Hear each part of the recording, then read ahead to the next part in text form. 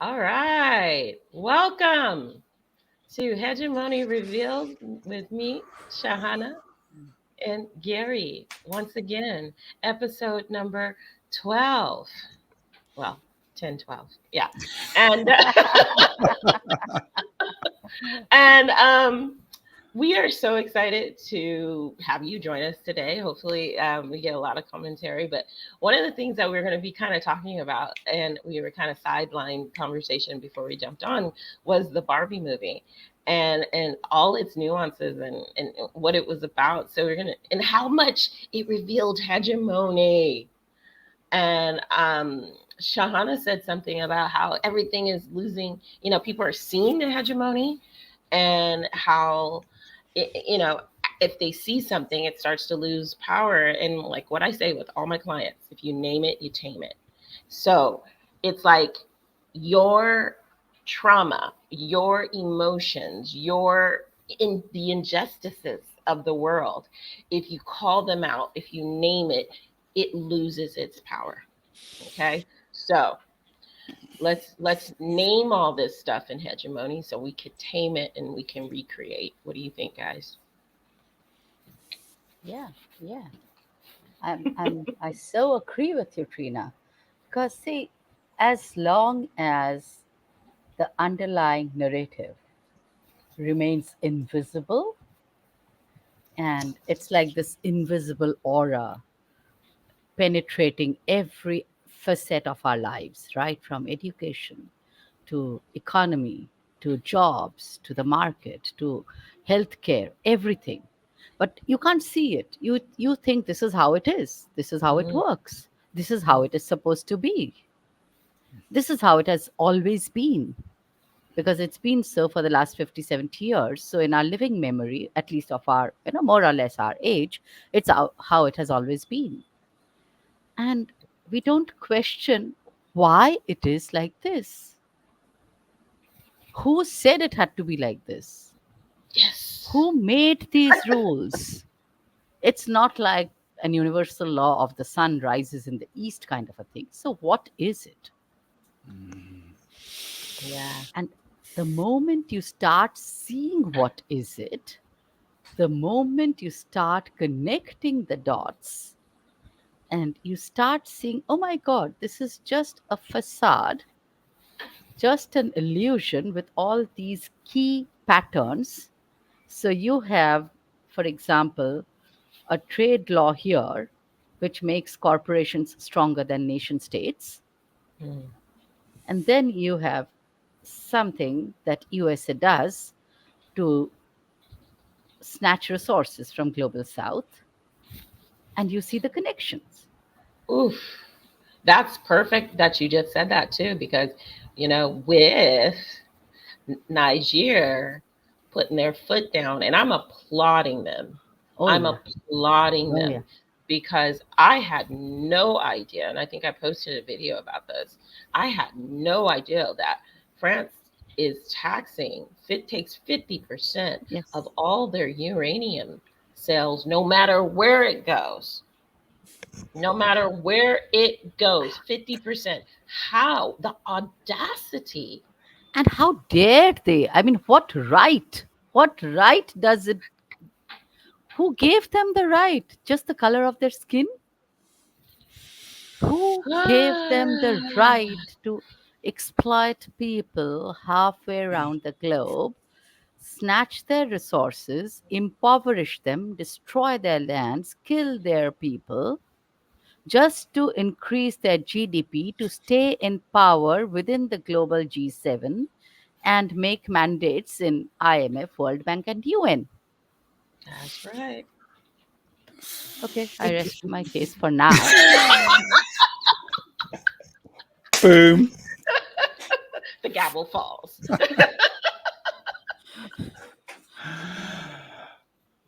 Oh my God. There's so many places we can go already. And I just think, like, inviting again, anyone, if you're watching us live or watching this back, please do put some, comments, challenges, ideas, build on what we're discussing.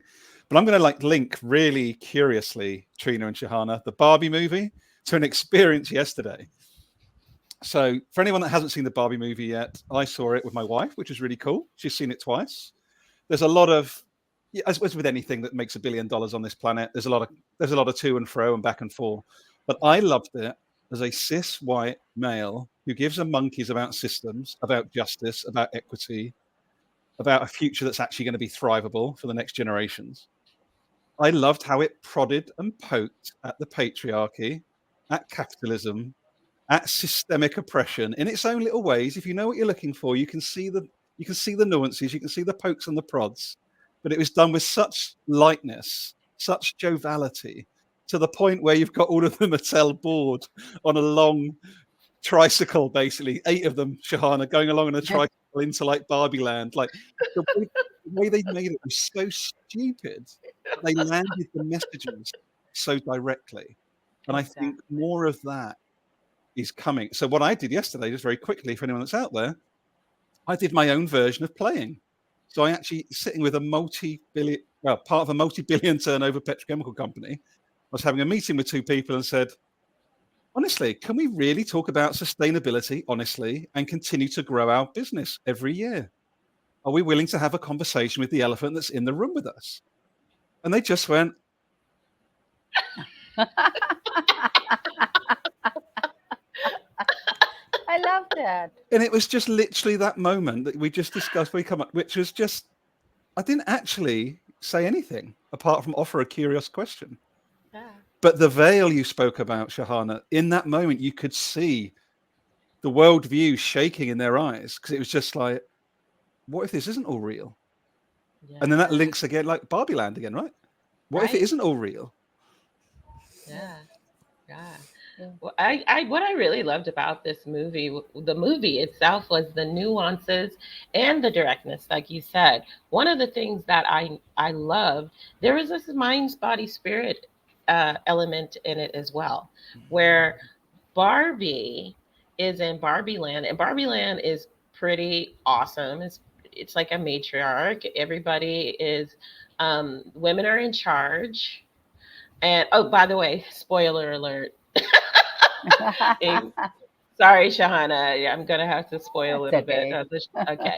So there's this part where Barbie starts to change. Like, she's the typical Barbie, and then there's President Barbie, and President Barbie is a Black woman. I was like, yeah. So, and then, but all the positions of power are women, and Kens are there, but Kens are, Ken, there's a line in it that says, Ken's day isn't complete or happy until Barbie looks at him, and it's like he is dying for her gaze and attention. So there's Ken, like, represents actually women in the patriarch, within Barbie Land.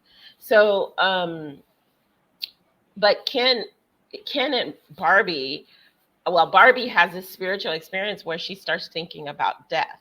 When her body starts morphing and all these changes. And it's because her handler, or the person who owns her in Barbie Land or plays with her in Human Land, is having these thoughts and these connections. So I noticed how it was playing on the connectivity we all have. Our consciousness is all connected, and what we do together can manifest into a result. And if we choose something different, we create a different reality. We create a different paradigm. We create a different system. So why don't we start doing that as this one is falling? We can easily start doing that now. Yep.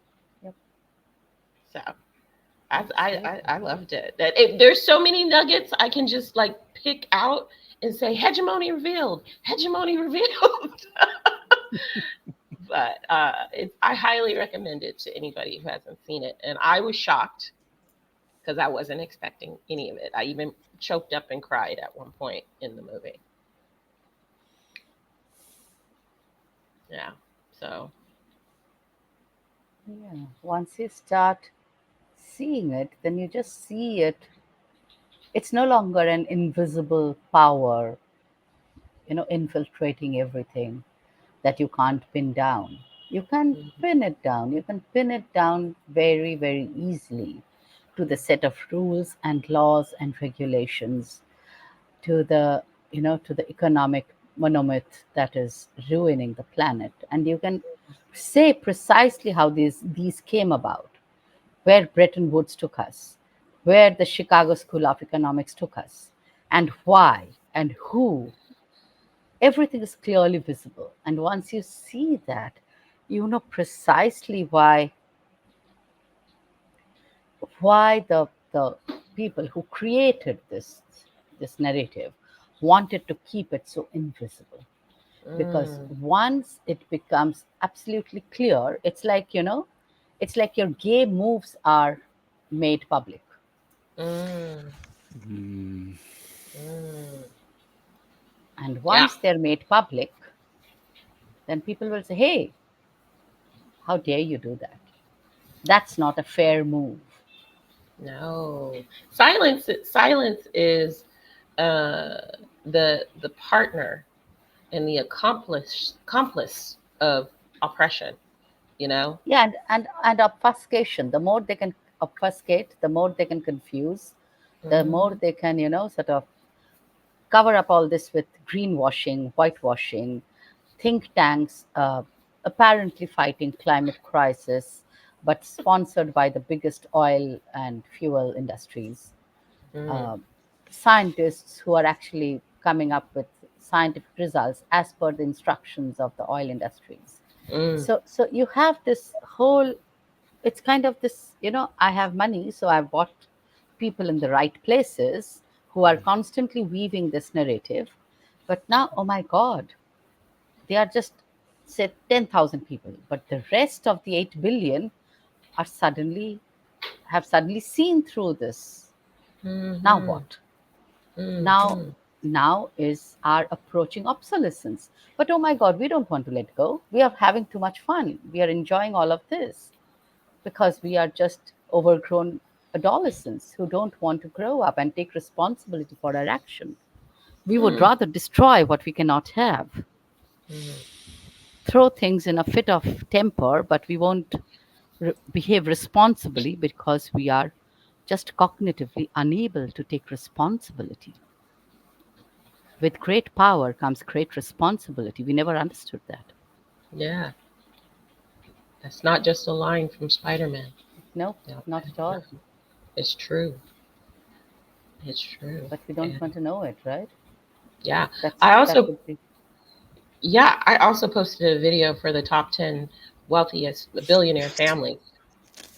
That that even though they tried to spin it with this kind of like, and they're philanthropists, and I said that type of money, those 10 families could give everybody in the world 1,000 or more dollars a month, and no one would need to work.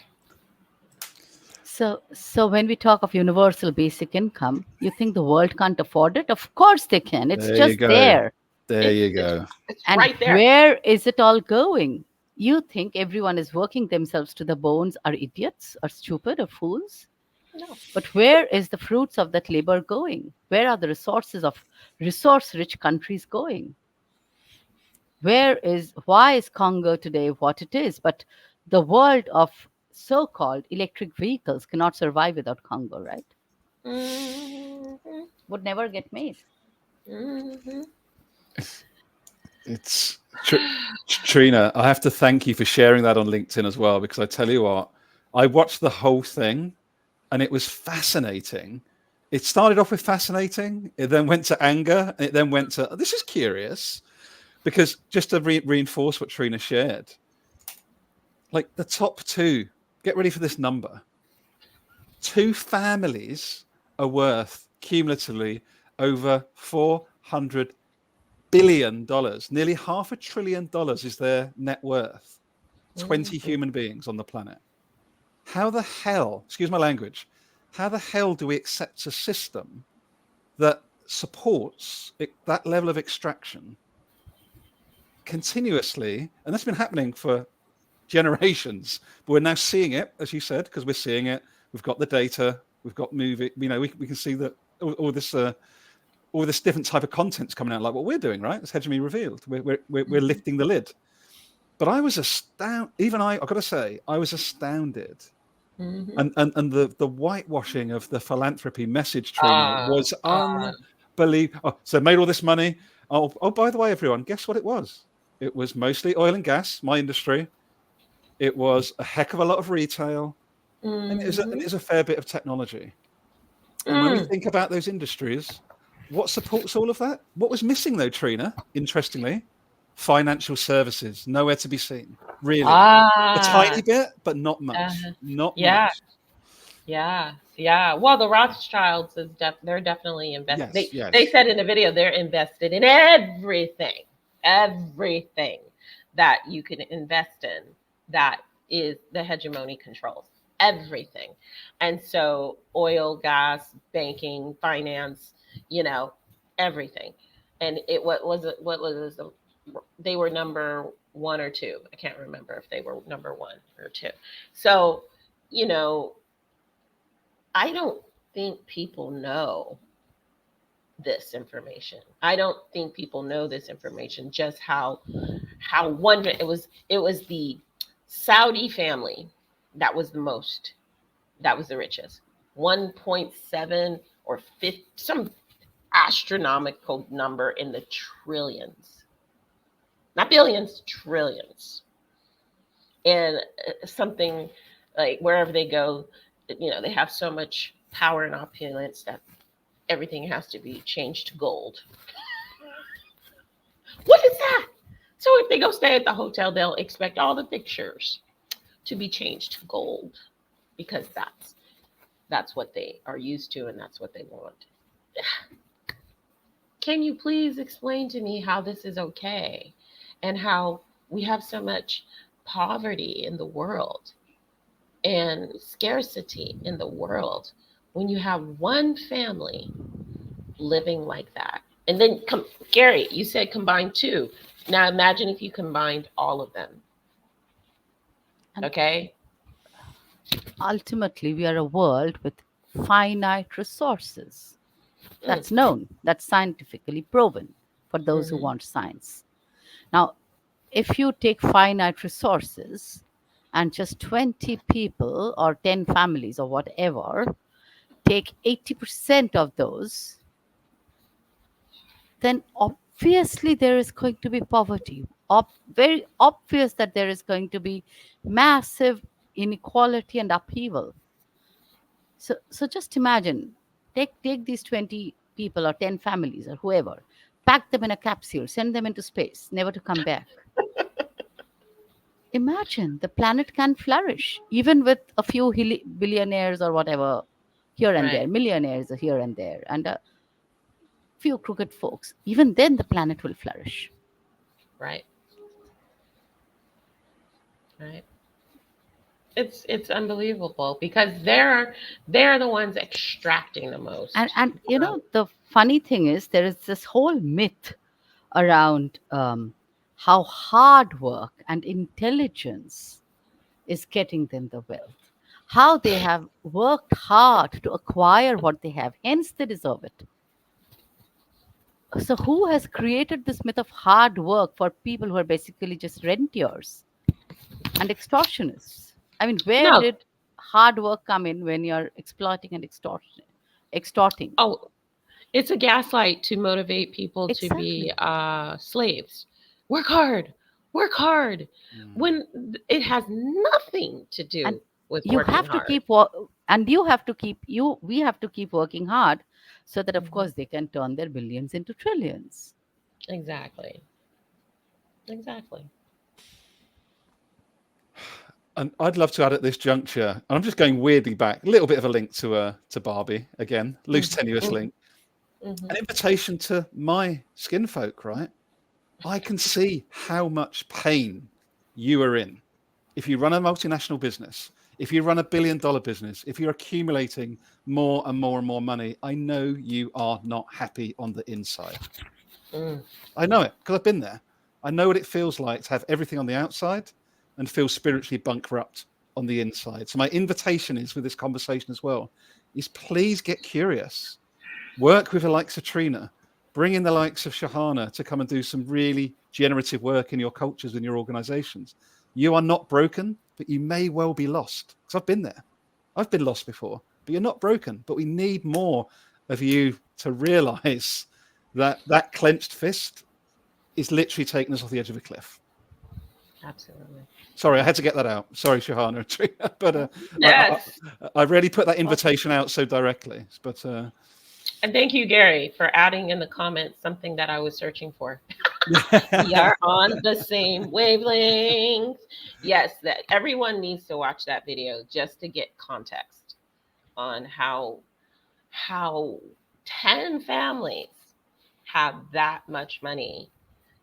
And well, not even just the money, they have the resources that they are basically controlling everything that happens in the world. They're controlling what's happening in Africa. You know what I mean? They focus on when I think about Gates and Musk and uh, what's the other guy? Bezos. They are paupers. They put those faces in the front so that we can focus on them, but it's not, they're giving them the license. They're giving, where they chose them to be the face of the billionaires, because they're just like actors in a movie. They're, they're replaceable. They're replaceable. They give them little bit of crumbs and lifestyle and make everybody wish they could be that. And that's another invitation that I would like to give to people.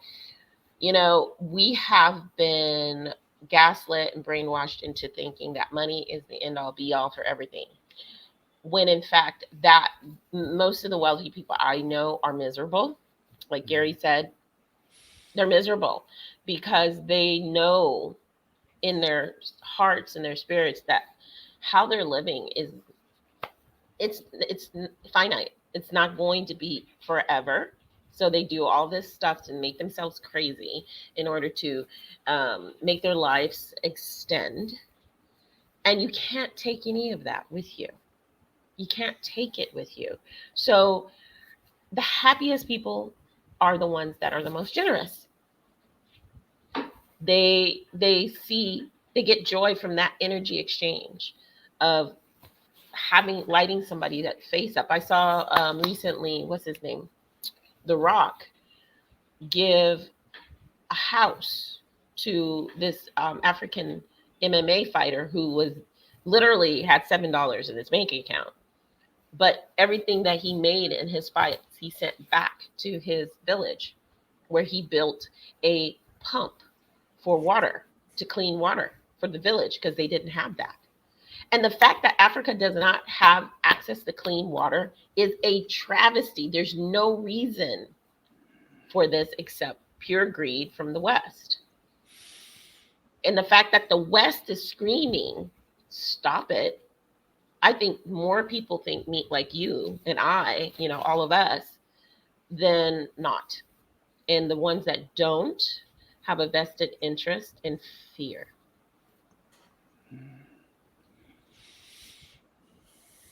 Fear of change.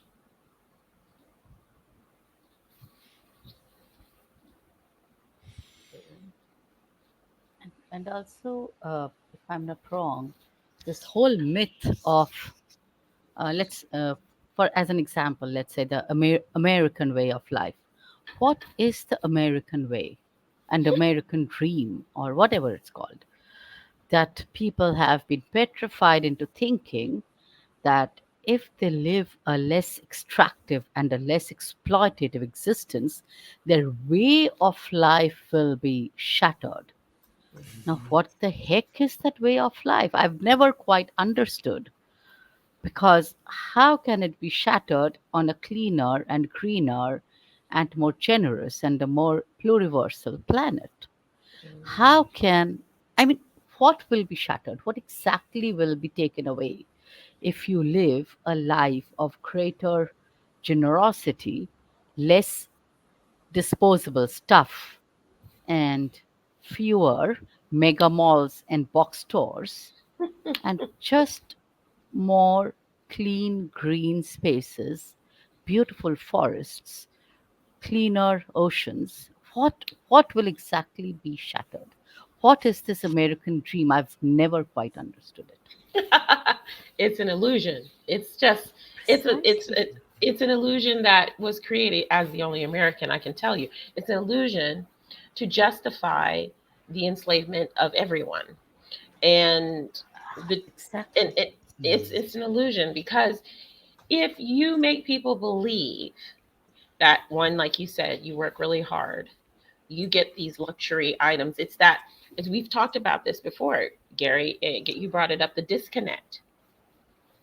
That disconnection is how they replace capitalism is how they replace the disconnection by this satisfies who, this will make you feel more beautiful, um, uh, do this makes you feel more pumped up, and these are aspects of ourselves that we should already just have, but there's so much trauma that is created by these systems, like I said, on purpose, because if you deprive the connection, you create a desire for validation.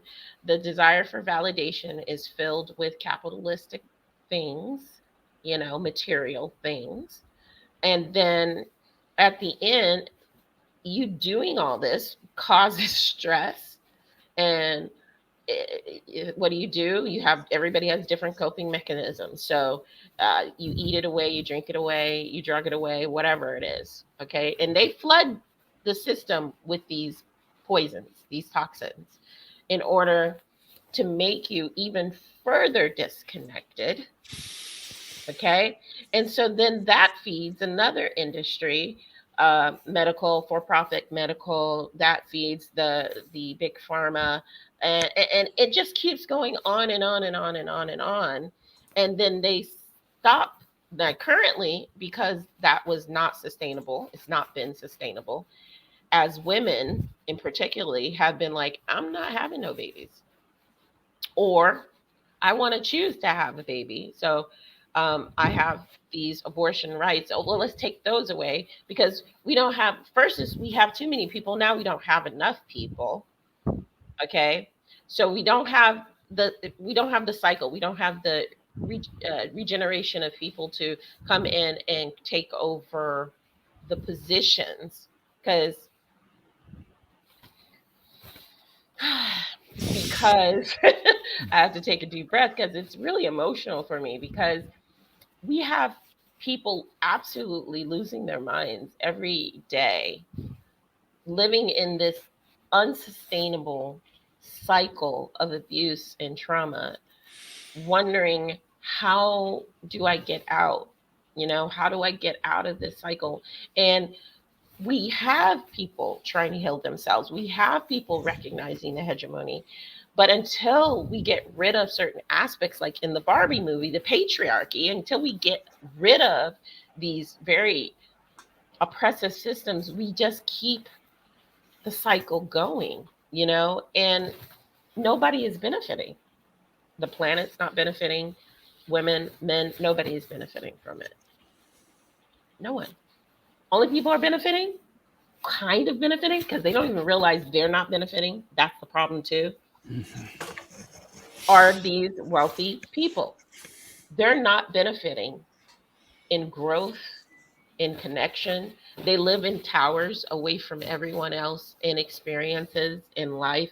They make these phony, I don't know, they make these phony existence in order to feel something. And that leads into depravity, because simple things no longer satisfy them. So now we have the child trafficking and human trafficking issues, because they can't just have healthy, loving relationships, because that's not enough anymore. So they hurt other people. Yep. So this whole hegemony, going back to what we started with, this entire hegemony, this veil, this illusion, is foundationally built on a few of these, these building blocks. This myth of hard work, this myth of constant growth, this myth of owning the biggest possible car and the biggest mansion you can, this myth of owning and extracting and being in constant competition, and this whole myth of success, individual success, where individualism has been taken to a distorted place of fragmented beings who are disconnected, like you said, Trina, so eloquently, who are disconnected not only from others, they're disconnected from themselves.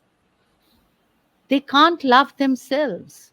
So they need all these phony, these trappings to appear interesting and appear, well, whatever, just to make their lives more livable for themselves. So they're caught in their own trap. They are caught in this, like this fly in a trap syndrome, and they are trapped in the hegemony. It's people like us who can see it, who can rip off the veil, and who can say, hey, we choose not to support the hegemony in every possible way we can. We choose to make choices, take decisions, and do whatever we can to keep ripping off the veil and living a different life as far as we possibly can while we exist still within this extractivity. Right. But as far as possible, so that gradually the extractivist economy is debunked. It has to. But they don't have a choice. They have now caught themselves in this, literal trap, and they are so enmeshed in that web, they'll get sucked dry in. It's like this Venus trap, which will trap the insect and kill it. They are now trapped in that hegemony. They can't escape. They are going to be trapped in like a Venus trap, like a fly in a Venus trap. It's so, do you know what really hits me as you both speak is this? I always visualize this as 3 spirals or 3 circles. It's like reconnection to ourselves, reconnection to our communities, and reconnection to the systems that sustain us. And I think only by embracing all 3 of those together can we actually exist within a system that is collapsing and imagine beyond the system that we're still trying to, where we have to get by within whilst it collapses. And I think what I observe so much is that, and again, because I've been through it myself, is that I didn't even think about systems 5 years ago, honestly. Like, they were so far out of my own experience of life. And I was so disconnected to myself and my local community. And then I now come in this space with both of you in community, and it's just like, I know what it feels like. Again, it's an invitation for me. I know how alive we can feel, regardless of money, regardless of possessions, regardless of what we own, when we connect to ourselves, others, and the systems that sustain us. That is literally all we need as a foundation. And I really mean that from the bottom of my heart. That's truly how I feel now. Yeah. It's true. We need far less than what we've been told that we need. That's why I was actually having a conversation just a few moments ago with someone else talking about how the people who created this capitalistic model, this patriarchal model, they're so low vibration. And their low vibration went out into the rest of the world and saw how all these higher beings were living in such joy with nothing. They thought, we'll just take their stuff. They don't need it. They don't seem to mind, because higher vibrational beings don't mind sharing. They don't mind saying, hey, are you hungry? Here's a meal. Hey, how are you? Hey, you're different. Let's dance. Let's smile. But lower vibrational people see that as a way to exploit rather than expand to get to that higher vibration. Yep. And so the world has been living, we've been living in this world where the only way that you can actually kind of expand now is to disconnect from the other lower vibrational people, Yep. which is actually not productive either. You know, it's like we should be trying to lift people up, you know, but it's hard to keep that when you have everybody kind of trying to pull you down. No, you have to be like us. No, no, no, no, no, no. You can't think independently. No, no, no, no, no, no. What are you happy about? You have nothing.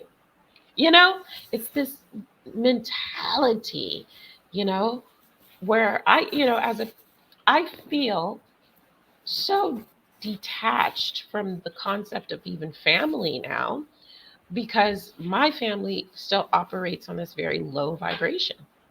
So I genuinely have nothing in common. Like I've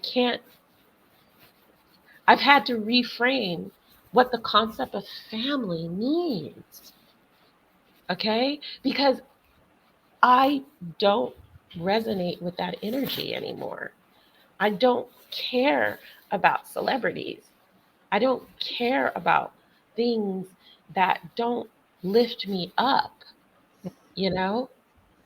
It's like you need people to connect. Like you need the energy to Yep. Yep. exchange, right? And that's why I'm so grateful for you two because I get that from you guys of like this exchange of energy trying to vibrate higher. But the majority of the world is so scared and so um, beat up and tired. It's like we've gotta lift the resonance. You Yeah. know, we have to lift the resonance, and it's not going to happen with fake gurus and stuff like that. It's going to happen with internal changes of your compass. You know, like one of the things that I always tell people, oh well, when I'm presented on certain things, Trina's the expert. I said, please don't call me an expert. Yeah.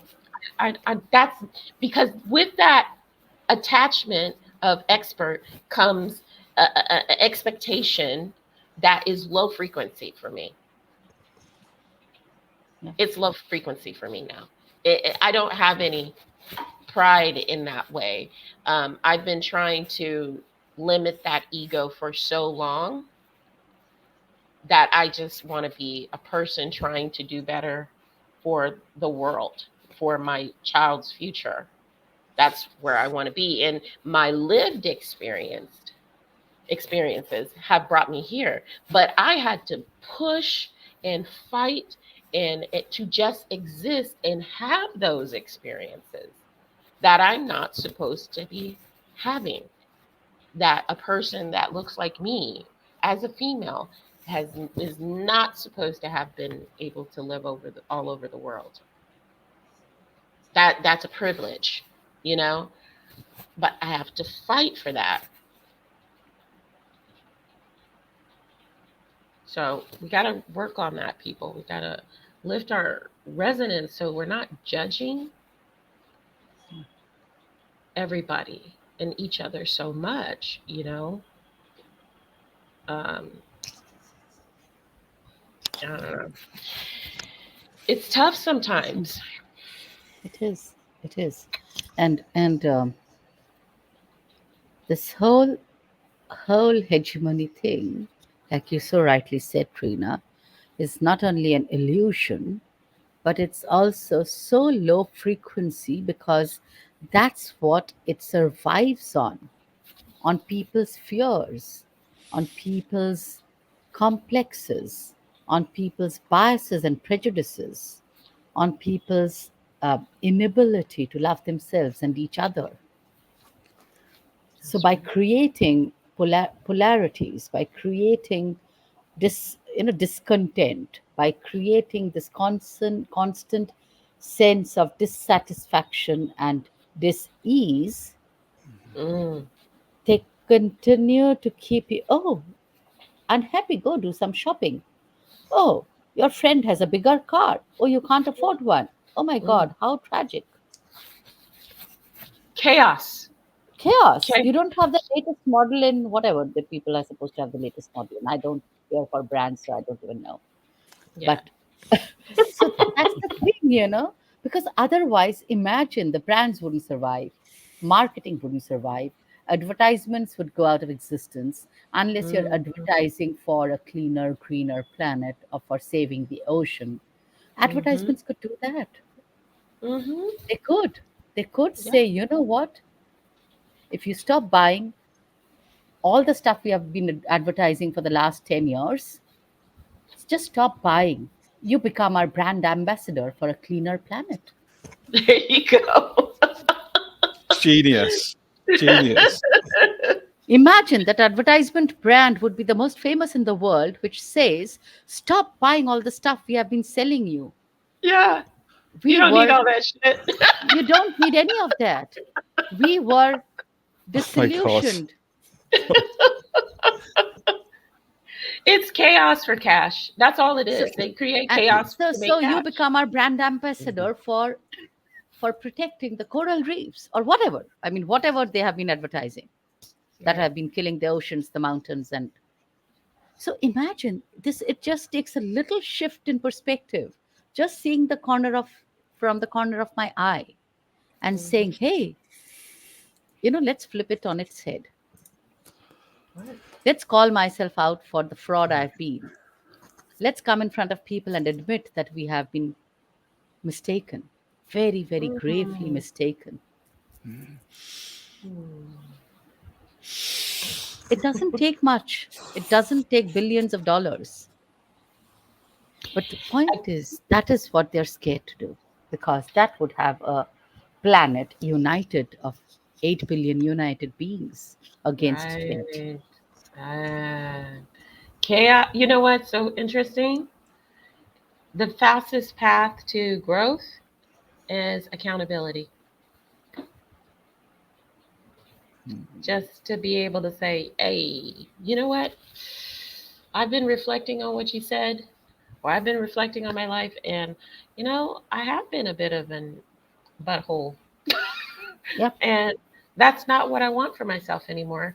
And I'm trying to realign. Um, if these particular wealthy families chose to truly give back and reinvest, we everybody would be happier, including them. You know, including them. And we wouldn't have to. They wouldn't have to build rocket ships to get off of the planet uh, because it would still be sustainable. Or as the Saudis are planning to build some crazy looking um, structure in the middle of the desert that's everybody's gonna live. It's like a big long. It all I know it looks like a prison to me. That's all it looks like to me. It looks like a prison in the desert where everybody's laughing and smiling and thinking that they're happy in this little oasis, but they can't leave because there's no place to go. It's like a huge bunker in the middle It of the sounds desert. like it sounds like that cuckoo flew. What was that? One flew over the cuckoo's nest kind of a One thing. flew over the yeah, one flew over the It cuckoo's sounds nest. like that. It's Yeah. insanity. It's insanity. Insanity of the kind that you don't want the children of the future to look back and say, was the whole entire planet of 8 billion insane, deluded, Mm, or what? Because ultimately, if you look at their lifestyles, like you said, Trina, it's not only fake, it's not only fake and phony, it is they've cloistered themselves away from the real world because they're so afraid. mhm. Afraid to lose what they Afraid of should never had. Yes. Yep. Yeah. Afraid to lose what they should have never had. I Yep. I imagine a world that would have developed naturally on its own. Each group doing for thousands of years before they went out on their boats and just traded. Now, there's more and more evidence, archaeological. I can say that word really, evidence that the Egyptians were in Scotland, in the Grand Canyon. Like we have all, there's evidence coming out that we as a community, a global community, were trading for thousands of years around the globe because the earth changed, you know, Pangea, everything. We had ways to connect, and that actually we were more advanced then than we are now. So, what does that tell you? And yeah, so again, this whole part of the myth making, right? I mean, this Hmm. whole myth of 1492, Columbus discovered America and Vasco da Gama somewhere later discovered India. India wasn't discovered. It was a thriving land of people already living there for generations and thousands of years. Exactly. When half of Europe was living in caves, it was already. I mean, there were 3,000 years of history already. I Exactly. mean, you happen to bump into it in your ragtag boat. Great, welcome. Yeah. But you didn't discover it. It's so ridiculous. I And love it it. happened all I mean, over the look at the world. language. Look at the no, but look at the Yeah. sly use of language. Yeah. Yeah. Just because the West didn't know about India, it didn't exist.